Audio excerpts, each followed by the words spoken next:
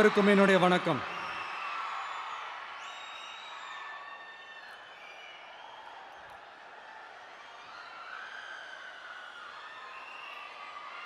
ஒரு மனுஷன் லைஃப்ல எவ்வளோ பெரிய ஒரு உயரத்துக்கு போனாலும்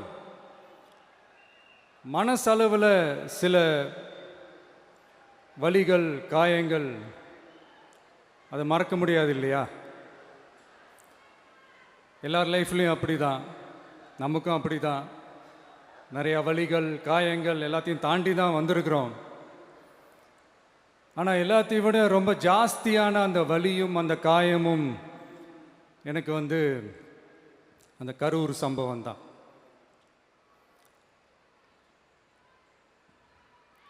மக்களை சந்திக்கணும், மக்கள் பிரச்சனைகளை எடுத்து பேசணும். அதுக்காக தான் அந்த மக்கள் சந்திப்பு பயணத்தை தொடங்கி திருச்சி, அரியலூர், நாகப்பட்டினம், திருவாரூர், நாமக்கல், கரூர் அப்படின்னு சொல்லிட்டு போயிட்டுருந்தோம். அரியலூரில் அந்த மீட்டிங் முடிச்சுட்டு பெரம்பலூர் போகிறதுக்கு முன்னாடி அந்த பெரம்பலூர் போலீஸ் எங்களை அலர்ட் பண்ணாங்க. சரிங்க, கூட்டம் கொஞ்சம் ஜாஸ்தியாக இருக்குது, லேட் ஆகிடுச்சு, வராதிங்க அப்படின்ட்டு. So we had no choice. Police சொன்னால் நம்ம அதை ஒபே பண்ணி தானே ஆகணும். அதே நேரத்தில் பெரம்பலூர் மக்களோட அந்த சேஃப்டியும் மைண்டில் எடுத்துக்கிட்டு ஒரு மன வலியோடவே திரும்ப போயிட்டோம். அதுக்கப்புறம் பெரம்பலூர் தொகுதி மக்களுக்கு மன்னிப்பும் கேட்டோம். அதே மாதிரி நாமக்கல் அந்த மீட்டிங் முடிச்சுட்டு கரூர் வரும்போது அந்த கரூர் போலீஸ் எங்களை அலர்ட் பண்ணியிருக்கலாம்ல.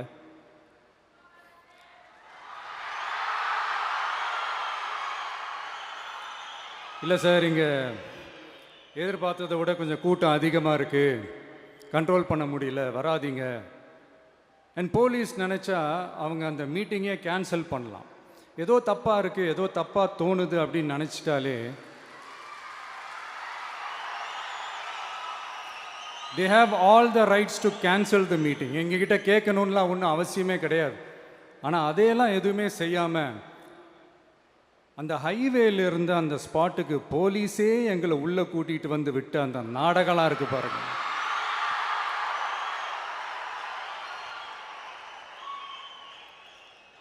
நம்பிட்டேங்க, முழுசாக நம்பிட்டேன். அன்னைக்கு இருந்த அந்த கரூர் போலீஸ் பேசும்போது தேங்க்ஸ்லாம் சொன்னேன் அவங்களுக்கு. எனக்கு தெரியாது இப்படி ஒரு நாடகம் நடக்கும். இதுக்கெல்லாம் யார் காரணம்? இதெல்லாம் யார் சொல்லி செஞ்சது? இப்படி பண்ணுங்க, அப்படி பண்ணுங்க, சப்போஸ் அப்படி நடந்தா இப்படி பண்ணுங்க, சப்போஸ் இப்படி நடந்தா இந்த மாதிரி இன்ஸ்ட்ரக்ஷன்ஸ்லாம் கொடுத்து அந்த பிரஷர் போடுறது யாரு?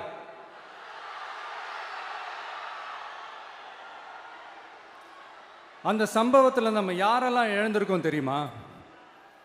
ஒரு டிவியில் என் படமோ பாட்டோ வந்துச்சுன்னா, அம்மா விஜய் மாமா, அம்மா விஜய் மாமா அப்படின்னு சொல்லி அவங்க அம்மா கிட்ட சிரிச்சுக்கிட்டு அந்த டிவி ஸ்க்ரீனை போய் தொட்டு முத்தம் கொடுத்துக்கிட்டு என் அக்கா தங்கச்சிங்களோட தங்க பிள்ளைகளை இழந்திருக்கோம்யா. மழலை கூட சரியா வராதப்போ ஒரு பேப்பர் மேகசின்ல என் ஃபோட்டோவை பார்த்தா அதை சிரிச்சுக்கிட்டு அந்த கள்ளங்கபடம் இல்லாத அந்த சிரிப்பு, அந்த கடவுள் மாதிரி இருக்கிற அந்த பச்சை பிள்ளைங்களை இழந்திருக்கோம்யா. என் அக்கா, தங்கச்சி, அண்ணன், தம்பி, குடும்ப உறவுகளை இழந்து அந்த வலியோட இருக்கிற என்ன நீங்க ஏளனமா பேசுறீங்களா? என் மேல பழிய தூக்கி போடுறீங்களா? இப்படி ஒரு சம்பவம் நடந்துருச்சு. இது ஏன், எதனால, அதுக்கான பின்னணி என்னன்ட்டு அந்த வலியோட வீட்டில் உட்கார்ந்துட்டு இருக்கிற ஓடி ஒளிஞ்சிட்டான்னு வர சொல்றீங்களா? வாயின்னு முன்ன இருந்தா என்ன வேணாலும் பேசுவீங்களா?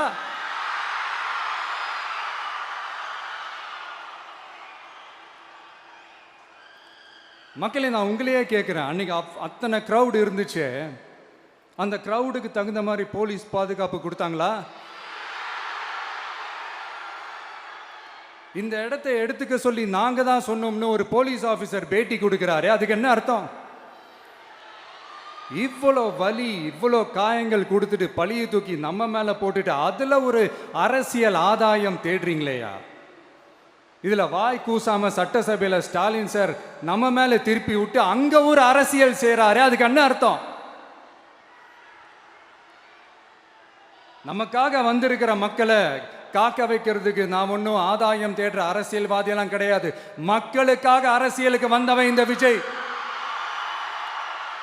எனக்காக எல்லாமும் கொடுத்த என் மக்களுக்காக எல்லாத்தையும் விட்டுட்டு மக்களுக்காக மட்டுமே அரசியலுக்கு வந்தவன் இந்த விஜய். அவங்களுக்காக நன்றி கடன் செலுத்துறதுக்காக மட்டுமே அரசியலுக்கு வந்தவன் இந்த விஜய். உங்களுக்கு தான் இந்த விஜயை பற்றி நல்லா தெரியுமே. ஆனால் நம்ம எல்லாருக்குமே இத்தனை வலிகள் காயங்கள் கொடுத்தவங்களுக்கு இந்த 2026 தேர்தலில் தக்க பதிலடி கொடுத்துட்டீங்க. ஆனால் அது மட்டுமே பத்தாது மக்களே, அது மட்டுமே பத்தாது. காலகாலத்துக்கும் எழுந்திருக்கவே முடியாத அளவுக்கு நிரந்தரமான ஒரு பதிலடியை நீங்க கொடுத்துக்கிட்டே இருக்கணும்.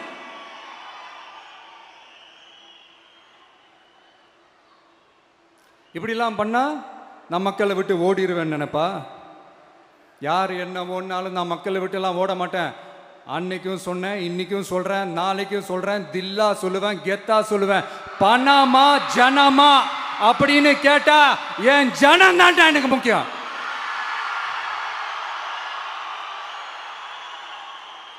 மக்களே, உங்களை விட எனக்கு இந்த காசு பணம் முக்கியமா என்ன? இவ்வளோ குறைகள் நம்ம மேல சொல்றாங்களே, இப்போ நான் சொன்ன மாதிரி அவங்களால ஓப்பனா சொல்ல முடியுமா? அந்த தில்லு இருக்கா, திராணி இருக்கா? ஒரு கிடையாது. ஆனா நம்ம மக்கள் அமைச்சு கொடுத்த நம்ம அரச குறைகள் மட்டும் டிசைனா மாடலா குறைகள் மட்டும் சொல்லுவாங்க. ஒவ்வொரு டிபார்ட்மெண்ட்லையும் அந்த பார்ட்டி ஃபண்ட், அந்த கட்சி நிதின்ற பேர்ல அடிக்கிற கொள்ளையெல்லாம் இந்த தீய சக்தியா இருக்கட்டும், தீந்து போன சக்தியா இருக்கட்டும், ரெண்டு பேரும் மாறி மாறி இதே தான் செஞ்சிட்டு இருக்கிறாங்க. இதில் ஒரு ஹைலைட் காமெடி என்னன்னா, சட்டசபையில் பேசும்போது பார்ட்டி ஃபண்டுன்னு தான் சொன்னேன். அது எந்த பார்ட்டி, என்ன ஃபண்டு, யாரு, என்ன பேரு, எதுவுமே சொல்ல.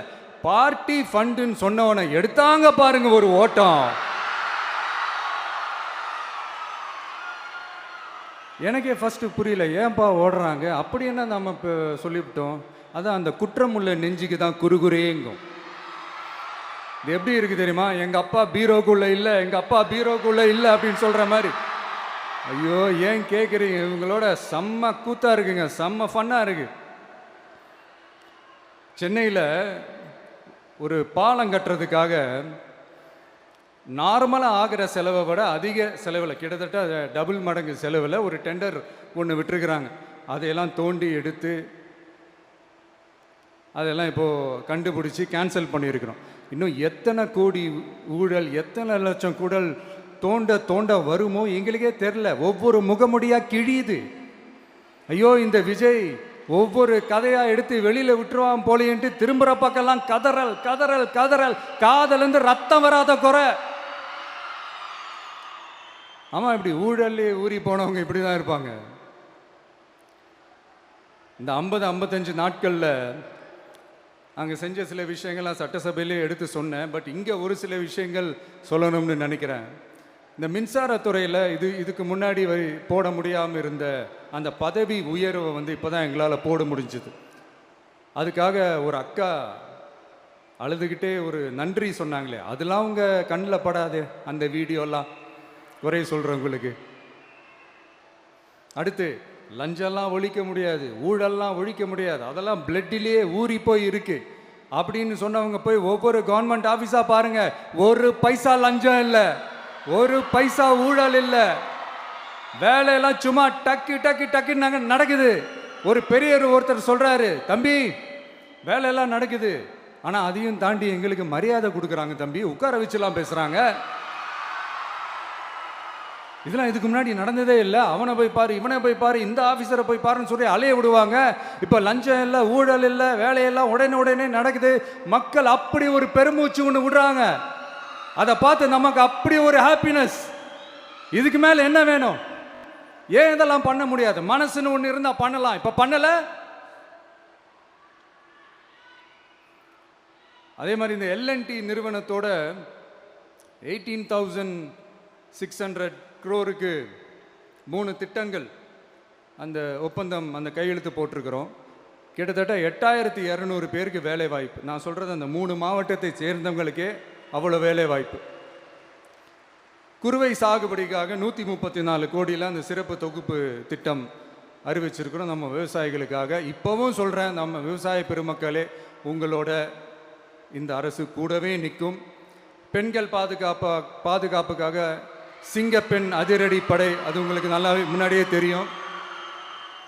வரப்போகிற அறிஞர் அண்ணா அவர்களுடைய பிறந்த நாளில் உங்கள் அண்ணனுடைய அரசில் தாய் மாமன் தங்க மோதிர திட்டம் அறிவிக்கப்படும். இதெல்லாம் கேட்டாங்களே, வாக்குறுதி கொடுத்தீங்களே, என்னாச்சுன்னு. இந்த தீய சக்தி மாதிரி ரீல் தாய் மாமன்லாம் கிடையாது, ரியல் தாய் மாமன். எப்படி ரியல் தாய் மாமன்.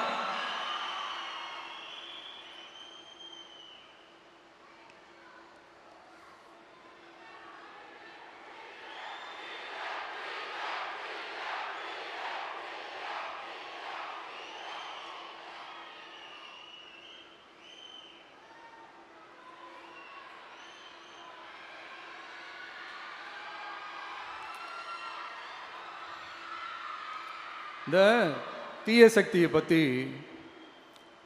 அவங்க நிர்வாகத்தை பற்றி ஒரு வெள்ளை அறிக்கையை ஒன்று வெளியிட்டோம்ல, அது ஷார்ட் அண்ட் ஸ்வீட்டாக சொல்லணுன்னா, ஒரு ஓட்டை பாத்திரத்துக்குள்ளே தண்ணி ஊற்றிக்கிட்டே இருந்திருக்கிறாங்க.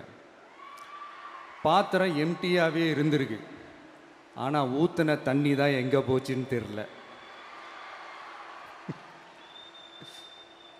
கடவுளுக்கு தான் வெளிச்சம்.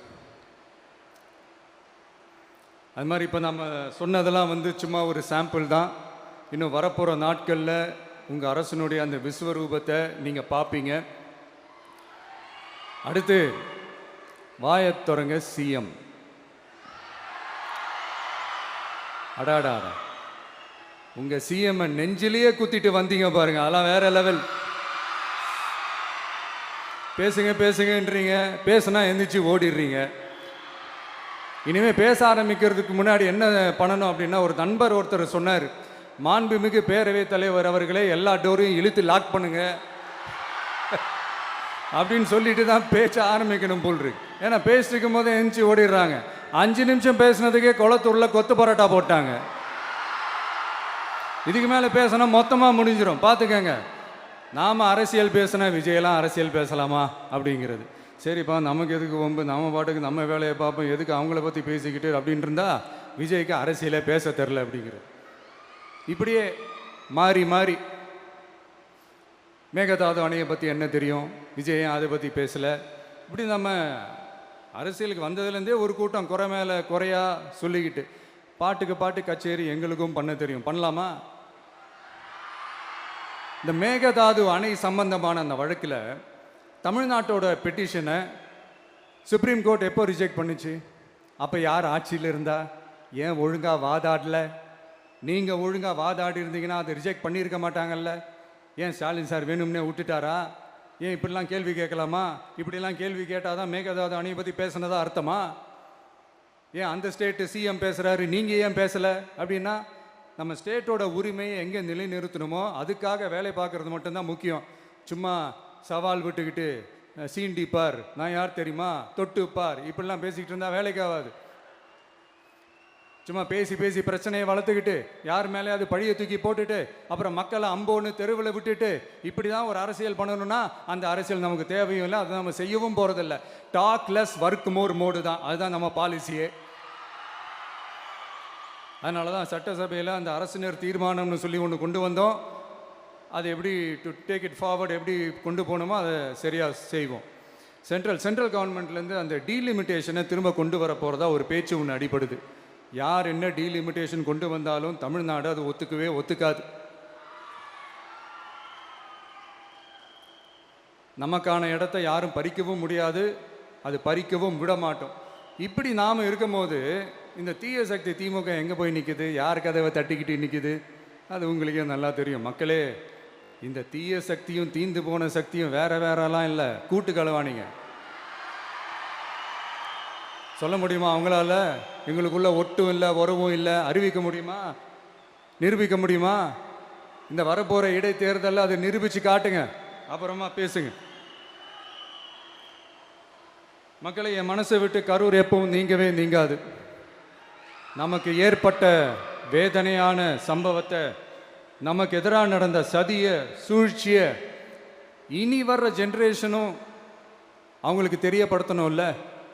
அதுக்காகவே இனி ஒரு அரசியல் சதிய, அரசியல் சூழ்ச்சிய யாரும் யோசிக்கவே கூடாதுன்றதுக்காகவே கரூரில் ஒரு நினைவு சின்னத்தை நம்ம டிவிகே சார்பா அமைக்கப்படும் அப்படின்றத அறிவிக்கிறோம். அப்புறம் கரூர்லேருந்து ஒட்டுமொத்த தமிழ்நாட்டு மக்களுக்கும் சொல்கிறேன், உங்கள் டிவிகே அரசு உங்களுக்காகத்தான் உழைக்கும். அடிப்படை வசதிகளை முதல்ல நிறைவேற்றணும். ஒரு பக்கம் நிதி நிலைமையை சரி செஞ்சுக்கிட்டே, இன்னொரு பக்கம் அப்படியே நாம் சொன்னதில் ப்ரையாரிட்டி பார்த்து ஒவ்வொன்றா படிப்படியாக நிறைவேற்ற ட்ரை பண்ணுவோம். இது எப்பவும் உங்களுக்கான அரசாக தான் இருக்கும். இந்த விஜய் உங்கள் விஜயாக தான் இருப்பான். நீங்கள் உரிமையோட உங்கள் கவர்மெண்ட்டை நீங்கள் அணுகலாம். இந்த தீய சக்தி ஆட்சி முடிஞ்சு பொட்டிக்குள்ளே போனதுலேருந்து என்னென்னமோ பண்ணுறாங்க, இது ஏதோ பேசுகிறாங்க, சோஃபாங்கிறாங்க, வாஷிங் மிஷினுங்கிறாங்க.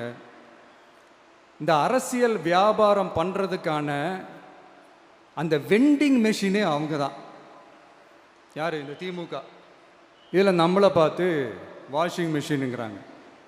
எலெக்ஷனில் ஓட்டுக்கு காசு கொடுக்குற அந்த கலாச்சாரத்தையே, அந்த கல்ச்சரை அடித்து நொறுக்கி இருக்கிறோம்.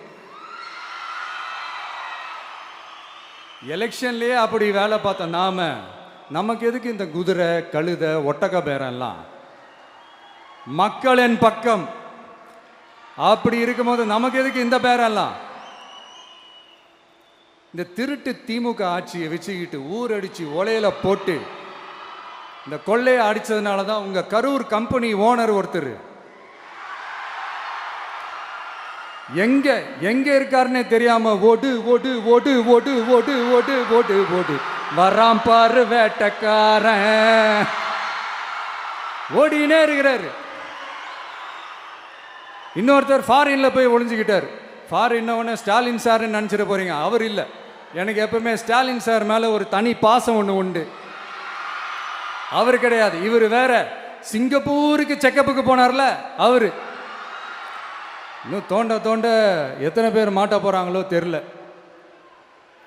உங்ககிட்ட யாராவது லஞ்சம் ஏதாவது கேட்டாங்கன்னா கொடுக்க முடியாது சொல்லுங்க, நான் இருக்கேன் உங்களோட. அப்படியே யாராவது ஃபோர்ஸ் பண்ணாங்கன்னா இது எங்க மகன், எங்க புள்ள, எங்க அண்ணன், எங்க தம்பி, எங்க விஜய், எங்க விஜயோட ஆட்சின்னு ஸ்ட்ராங்கா சொல்லுங்க. மக்களை, நீங்க கூட இருக்கும் போது லஞ்ச ஊழல் மட்டும் இல்லை, அதிகாரத்தை வச்சு ஆட்டம் போடுற யாரா இருந்தாலும் அடங்கிடுவாங்க. இந்த கடமை, கண்ணியம், கட்டுப்பாடுன்ட்டு ஒரு காலத்தில் கொள்கையோடு இருந்த கட்சியெல்லாம் இன்னைக்கு எப்படி இருக்கான்னு உங்களுக்கே தெரியும். அதாவது இந்த டிவிகே கட்சியோட தலைவரை எதிர்க்கிறதுல ஒரு நியாயம் இருக்கு. ஏன்னா உங்க பொழப்புல மண்ணள்ளி போட்டான். என்ன இந்த ஊழல் லஞ்சம்லாம் பண்ண மாட்டேன்னு சொல்லி உங்கள் அரசியலையே ஒரு தெருமுனைக்கு கொண்டாந்து விட்டான். மக்கள் வேற அவனை தான் நம்புகிறாங்க. ஸோ இந்த விஜயை எதிர்க்கிறதுல ஒரு அரசியல் நியாயம் இருக்குது, அதை புரிஞ்சுக்கலாம். ஆனால் இன்னைக்கு இந்த விஜயை மக்கள் ஓட்டு போட்டு ஜெயிக்க வச்சு ஒரு தீர்ப்பை கொடுத்து மக்களுக்காக வேலை செய்யறதுக்காக முதலமைச்சராக உட்கார வச்சிருக்கிறாங்க. என்னமோ இன்னமும் நீங்க தான் ஆட்சியில் இருக்கிற மாதிரி. விஜய் கரூருக்கெல்லாம் போகக்கூடாது, விஜய் இங்கே போகக்கூடாது, அது செய்யக்கூடாது, இது செய்யக்கூடாதுன்னு எனக்கு புரியலையே. ஆட்சியில் இருக்கும் போது தான் இவ்வளோ கட்டுப்பாடெல்லாம் போட்டிங்க, எஸ்ஓபிஸ்லாம் போட்டிங்க, ஸ்டாலின் சார் ஆப்ரேட்டிங் ப்ரொசீஜர்லாம் போட்டிங்க. இப்போவும் அதே பண்ணிட்டு இருந்தீங்கன்னா என்ன சார் நியாயம்? இல்லை, நான் தெரியாமல் தான் கேட்குறேன். இன்னும் கனவுலையே இருக்கிறீங்களா? முதல்ல முழிச்சு வாங்க, ரியாலிட்டிக்கு வாங்க. உங்கள் ஆட்சியெல்லாம் வீட்டுக்கு போய் டிவிக்கேன்னு ஒரு ஆட்சி வந்து ரொம்ப நாள் ஆச்சு. ஒழுங்கா படி, ஒழுங்கா படி என்று சுப்ரீம் கோர்ட் ஓங்கி மண்டேலியே நறுக்கு நறுக்கு நறுக்கு என்று செம்மட்டியாலே அடிச்சும் இந்த திமுக முழிச்சிக்கலை அப்படின்னா அப்போ கொஞ்சம் கஷ்டம்தான். வெற்றி தோல்வியெல்லாம் அரசியலில் சகஜம் சார். அதுக்காகலாம் வெறி பிடிச்சி இந்த பதவி வெறி பிடிச்செல்லாம் அலைய தேவையில்லை. நல்ல விதமாகவே சொல்கிறேன், நியாயமான அரசியல் பண்ணுங்க. ஓ, அதுதான் உங்களுக்கு தெரியாதுல்ல. இந்த தீய சக்தி திருத்தவும் முடியாது, அவங்களா திருந்துவாங்கன்னு பார்த்தா அதுவும் நடக்க போகிறதில்ல. அதனால் வரப்போகிற இடைத்தேர்தலில் மக்களே இந்த தீய சக்தி திமுகவை நல்லா வெச்சு வெளுத்து விடுங்க. கான்ஃபிடண்டா இருங்க மக்களே, நல்லதே நடக்கும், வெற்றி நிச்சயம். மீண்டும் சந்திக்கும் வரை நன்றி, வணக்கம்.